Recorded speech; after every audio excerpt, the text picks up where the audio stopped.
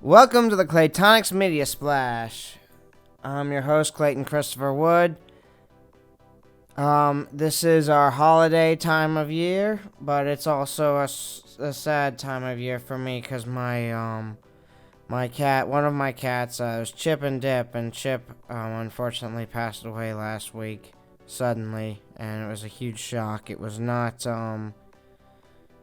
we didn't see it coming at all. We were taking her to the vet because she has been sneezing just constantly for the past, few years. We've taken her to before about it, and they could not find what was wrong. They couldn't find anything wrong. Well, she, made a lot of weird noises and sneezed a lot, and so we wanted to give her some relief, so we did take her to the vet, and then they called us maybe a couple hours later and told us that she was gone.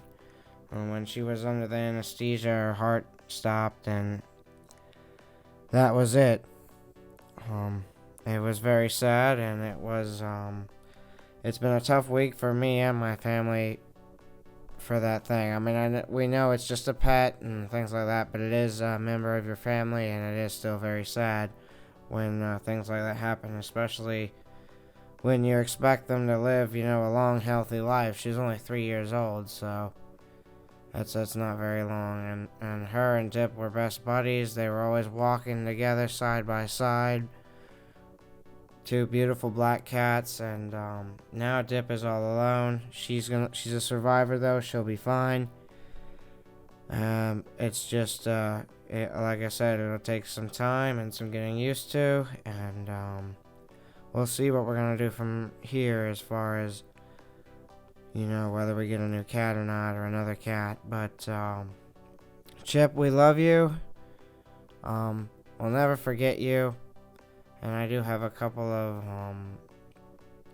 pictures and stories of Chip that I will share throughout this podcast, as well as some other stuff, some Christmas movie knowledge, and some insights on what's going to happen this coming year, and when we're going to have our premiere for my new short film, Trailer Trash, which is finished right now, and we are just waiting on, like I said, getting the premiere ready, and then how we're going to distribute this film, and that'll all be happening in the next couple months, and of course the beginning of next year. So it's really exciting, and we're all hoping it's going to be great, and everybody's going to love it, and it'll be something to build on for sure.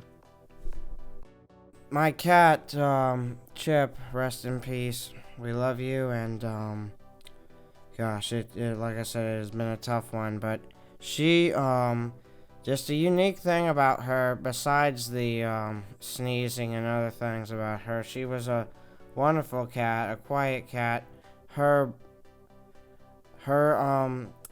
She didn't really meow like other cats do. Our other cat meows like crazy. Chip didn't really meow. She went like her meower didn't really work. She had like a little and which I thought was really cute, and now I just kind of tears me up every time I think about it. And also when you were sleeping at night and she'd crawl on you and she'd just lightly bite you on the nose to show affection, and I thought that was so sweet, and I'm gonna miss that for sure, because she was the only cat that ever did that. Her and Dip were two peas in a pod. They always, whenever something was going on or they heard something in the house, they would both walk in at the same time. They were usually together. They would sit together, lay together. And now it's unfortunate. I'm not sure Dip knows anything that's going on. If she just forgot her completely already, I don't know. She did, however, take, when we got the ashes back, she did. This is something that Dip does, and Chip did do this a couple times, is she always picks up stuff around the house, and she would bring it to my mom or me. just piles of stuff. Just random things. And one of the random things she brought recently was a bag of chips or ashes, which was very unusual, and it was sort of sweet in a way. And the thing, what I get out of it is that she misses her buddy, and she was bringing her up there to see my mom. That's what I get out of it. Now, that's probably not exactly what transpired. She doesn't obviously know what she's doing in those situations. She's just picking things up and bringing them. And one of them happened to be her dear departed friend. But I do think it is kind of neat and kind of special in a way. One of the other things that really gets me is just last Sunday, she was chasing there was just a leaf that was moving up, and she obviously thought it was something that was alive, and it was just like hanging on to it. It was like a leaf attached to like a spider web, and it was just blowing in the wind, and then she was looking at it and trying to crawl up the pillar to go mess with it.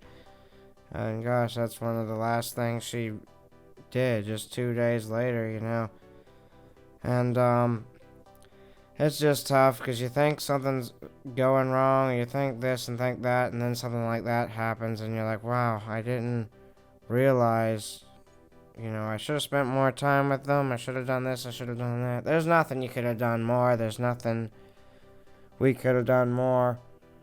I often think, oh, if we didn't take her to the vet, she'd still be alive or something like that, but that's really not fair and something that you can't do, something that I cannot do. I tend to beat myself up on these kinds of things, but I know I shouldn't. And this is one of those things where it's just, there's nothing you can do about it, and you just have to move on. It's very sad, and it doesn't make any sense, and it doesn't make sense really you think it doesn't make sense to just forget and move on. But she'll always be in our hearts. I'll always remember her.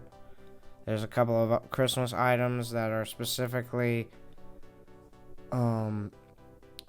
relevant towards her, and that I've gotten recently, and I'm excited to give those and receive those. And so we are moving on, and we are healing in our own way.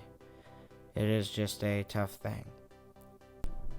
But anyway, moving on from that, we have also today got a special top 11 Christmas movies and specials list to go through, and I will bring that up right now. The reason I do this top 11 is because it was originally a top 10, and there was a couple that I had to throw in there, and then one was, of course, from a TV show, and 2 different specials from a single TV show. At number 1, we're gonna go with A Christmas Story, the classic with Ralphie and his Red Ryder BB gun. That's gotta be the number 1 Christmas movie of all time in my book, because it's just so good. They play it 24 hours a day every year on Christmas. We always watch it on Christmas for 24 hours. That's just how it is. And yeah, it's a great Christmas movie. It all harkens all the way back to my childhood. One of the first, Christmas memories I have is that movie, and also the Jimmy Buffett Christmas album, which I actually was just released on vinyl recently, and of course I got a couple copies for me and my family. Moving on from that, we have got How the Grinch Stole Christmas, with Jim Carrey as the Grinch, directed by Ron Howard, one of my favorite all-time directors. Just a phenomenal, director in his own right, and a phenomenal film that he made. You just get, the 20-minute short of Grinch, except times a billion. It was just so good. It was, what you wanted to see. Oh, I want to see what that looks like. I want to see the rest of it. I want to see this. I want to see that. It was all in there. The whole world of Whoville, you could see the giant, mountain. That it just looked incredible. It looked so good. The jokes were fantastic. The acting was great. I mean, it was a phenomenal film, and I have to put hats off to Ron Howard for making another flawless film like he always does, because that's an incredible Christmas movie in its own right. And I remember seeing it in theaters when I was a kid. Another one, The Santa Claus with Tim Allen. Of course, it's a classic. We just watched that last night, as we do every Christmas. It's a classic. It spawned a bunch of sequels that are not as good, but that happens, of course. Um, but yeah, it's a great movie overall and a great Christmas movie. And then you've got Jingle All the Way, which is another one of my favorites. Just watched that a couple weeks ago. And that's for it's turbo time. You can't forget that. That's a line that'll stay in your head forever, and it's just it's a great one. And another great one, obviously, is Home Alone, which everybody knows about. Everybody dubs it a classic. Kids nowadays watch it; they know it. I know about Kevin, and he gets left at home and all that stuff. Kids tell me that all the time. I work with kids, so I hear that quite often around this time about them watching Home Alone and Home Alone 2. And not any of the other Home Alones because they're all garbage. But first two with Macaulay Culkin, great films. You also got Joe Pesci, who's a phenomenal actor in his own right. And, you never thought you'd see him in a kid's movie, but he does fantastic, especially with all that fake cursing that he does in the films. It's hilarious. Moving on from Home Alone, we have also got A Muppet Christmas Carol, which I view as another underrated Christmas movie. And, hats off to a fantastic British actor like Michael Caine, who's done all these serious roles, and actually plays this role somewhat seriously. As Scrooge is fantastic. I mean, he could have been Scrooge in an actual Scrooge film, but he was Scrooge in the Muppet film, and it was actually, just a fantastic performance. When I was a kid, it scared me. That's how good the performance of him was.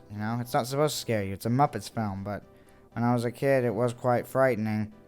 But, yeah, I watched that one last night as well. It's fantastic. I'll hold you close in a thankful heart. And you always gotta love that at the end where he sings that song. And, of course, Scrooge, spoiler alert, Scrooge, becomes good at the end. And, we will go to our next one, which I personally like these a lot. The Doctor Who Christmas specials, particularly the Christmas Invasion and the Voyage of the Damned. Now, the Christmas Invasion has these aliens coming to Earth, and then the Doctor has just changed into the David Tennant 10th Doctor. So he's still asleep for half the episode, and then he wakes up just in the nick of time to save the day, basically, and yeah, there's a Christmas tree that attacks a family, which is spinning and sawing everything in half, which my sister finds ridiculous, but I always thought was funny and cool. And also these Santa Clauses all performing in a band, a brass band with trumpets and trombones, and then all of a sudden they start shooting fire out of their trombones and trumpets in front of people, and it's just crazy. And when the first time I saw that, I was like, what in the heck? But then, I really liked it. I really enjoyed that. And then, of course, you've got The Voyage of the Damned, which is another Doctor Who episode. It features the Titanic in space, a Titanic spaceship with the, at Christmas. And there's it's like a cruise ship, and one of the places that it's visiting is Earth, and they're on in orbit of Earth, and then they get hit by meteors and stuff. And I don't want to spoil too much of it, but it's really good. I really like it. I mean, it's crazy and kind of silly, but I enjoy that one a lot. And of course, who doesn't want Titanic at Christmas in space? I mean, that's three fantastic combinations. So I really enjoy that special a lot. Nobody else in my family does, but I enjoy it quite a bit. And also, we'll move on to The Polar Express, which was a classic. It's a good film. I like the music from it. The animation is good. A lot of people in my family don't like it, and yes, there is some kind of creepy things involved with how her eyes are kind of lifeless in the animation because it's kind of weird. But I know a lot of kids like that movie, and I personally enjoyed it when I first saw it. I thought, yeah, the animation was kind of weird and it was kind of creepy, but I just really liked the whole idea of taking a train to the North Pole. And, it just sort of got me on the, that was in the era of Harry Potter, like the big era where they were all out and stuff like that. So it was just really cool to see a bunch of kids on a train going someplace. And I just really liked that. And, the North Pole looked so cool. And, all the intricacies of seeing what was inside the North Pole, and that was really in the Santa Claus too. You got to see what the North Pole looked like, and I always enjoyed that. I always thought that was cool. It's cool to see Santa and a sleigh and the reindeer, but I really like seeing what the North Pole would look like, and what Santa's workshop would look like, and what all the machines and stuff that built the toys and the elves who inhabited this land looked like. So I really liked that rendition of it. Moving on, of course, to A Charlie Brown Christmas. La, la, la, la, la. La, la, la, la, la. I love that one, and I haven't watched that one in a while actually, so it'll probably be time to give that one a watch. It's kind of sad in its own way, and Charlie Brown's directing this Christmas play, and Charlie Brown's kind of I don't know if he's kind of a pessimist or a negative Nancy, but he's got this kind of negative attitude towards everything, and even like when he gets the Christmas tree and then he puts one ornament on, he's like, oh, this thing sucks, it's just like, come on, man. But it really is an interesting character if you think about it, and an interesting take on a Christmas special, and it's a beloved classic. So I'll have to watch that again soon because I really enjoyed that as a kid, and it'll be good to watch it again as an adult. Moving on from the Charlie Brown Christmas, we've got another sorry about that. Well, it's a claymation.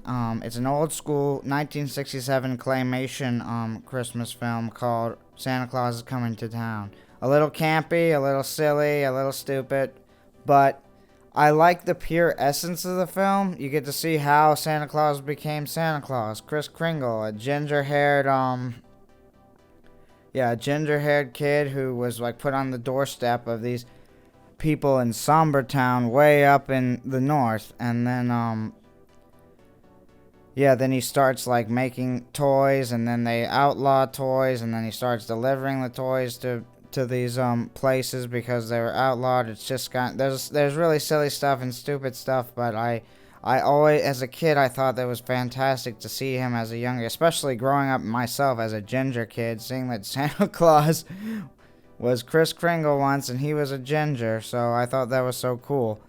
And I'd like to at some point I'd like to make a Christmas movie, and I'd like to make one that maybe is sort of like that film, is it loosely based on that. Not exactly. I'll take a lot of the campiness and silliness out of it, but I will. I don't know if I'd keep any of the songs in it either, but I would use Kris Kringle, and I'd probably play him myself, of course, and then I'd Winter, he's like this wizard that basically controls the winter season, which I always thought was cool. And I'd love to see if I could maybe remake a loosely based film upon that adventure, because I really think it's cool. And we all know that classic song. Well, maybe we don't all know it, but that song, "One foot in front of the other, Soon you'll be walking on the road. So yeah, I know my singing sucks, but you'll get the gist of the song. Another one is one of those movies that's not wholly considered a Christmas movie, but basically is considered a Christmas movie at this point, and that's Die Hard.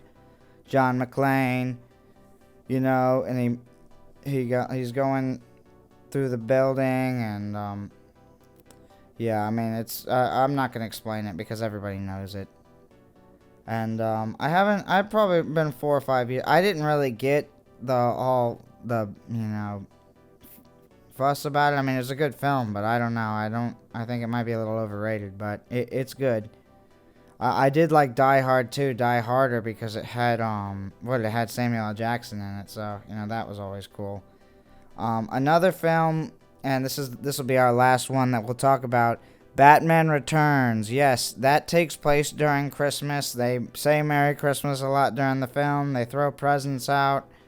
And then it's also kind of it's got like darkness and comedy in it. And at one point somebody said it was a little bit too dark for its own good because it's like got all this campiness in it, but then it's got all these people like getting killed in like horrific ways too. So yeah, that was just the Tim Burton, late 80s, early 90s feel, and it was brought in with Batman. I think it's the best, like, Michael Keaton, Tim Burton Batman. There's only two of them, but it's my favorite because it's got, it's all wintry and Christmassy, and you've got Danny DeVito as the Penguin and Michael Keaton as Batman. Who was there? Was that Michelle Pfeiffer as Catwoman? It was a great cast, and it was a fantastic film in my book. Dark, yes, and Christmassy, yes, so I will put that in the category of Christmas. Lethal Weapon, I don't know. The beginning does start during Christmas. Jingle bell, jingle bell, jingle bell rock. But I don't know if you can wholly call that a Christmas film either, but it does take place in that time. Then, of course, you got all the... Harry Potter itself is not a Christmas movie.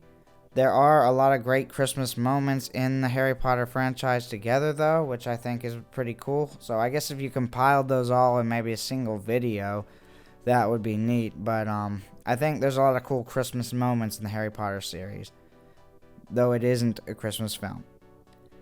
And but that pretty much sums it up for that segment that involves great Christmas movies. And I can't wait to talk about more great Christmas movies next Christmas.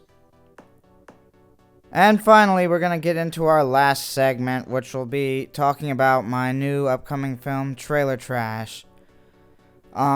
This is a film that took 2 years of effort, lots of money, lots of time, lots of talent involved, a bunch of people, family and friends, and of course, employees who helped out tremendously. I am pleased to say that it's finished finally, and that we will have a premiere soon, either January or February, and it will be at the Varsity Theater in Chapel Hill on Franklin Street. So I am really excited for that, and I will give everybody updates on it. There is a trailer out now. You can view it on any of my pages. I will put it up on YouTube shortly, and I'll make sure to put it on my website as well, ClaytonChristopherWood.com. But yes, it is on Facebook, on my personal page, Clayton Christopher Wood, on my professional page, Clayton Christopher Wood, and on my film company's page, Claytonix Productions. So, and also on my Instagram pages as well, which are Real Claytonix and Claytonix Productions Real.